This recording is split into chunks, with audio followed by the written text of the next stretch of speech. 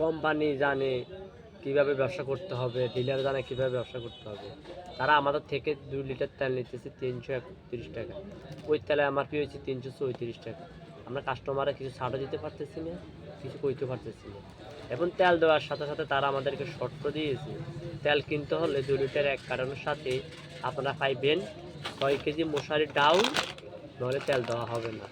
এবং সাথে নিতে হবে 12 কেজি আটা, নইলে তেল দেওয়া হবে না। এটা তো সিন্ডিকেটের ব্যবসা শুরু করছে তারা। এবার নইলে আটা না নিলে আপনার পোলাও চাল নিতে হবে 1 কেজি পোলাও চালের প্যাকেট, নইলে তেল দেওয়া হবে না। তো এমন এমন গরিব মানুষ আছে, তারা 1 কেজি তেল কিনবে, 2 কেজি তেল কিনবে, তারা কি সম্ভব 1 কেজি মিষ্টি তেল কিনে? গরিবের উপরে এত পেশা জুলুম অত্যাচার কেন চলতেছে? এগুলো নিয়ে আমরা পদক্ষেপ নিতে হবে এবং দেশের উপর জুলুম অত্যাচার কমাতে হবে। এই জন্য যদি ভালো লাগে ভিডিওটা, আশা করি সবাই বুঝতে পারছেন।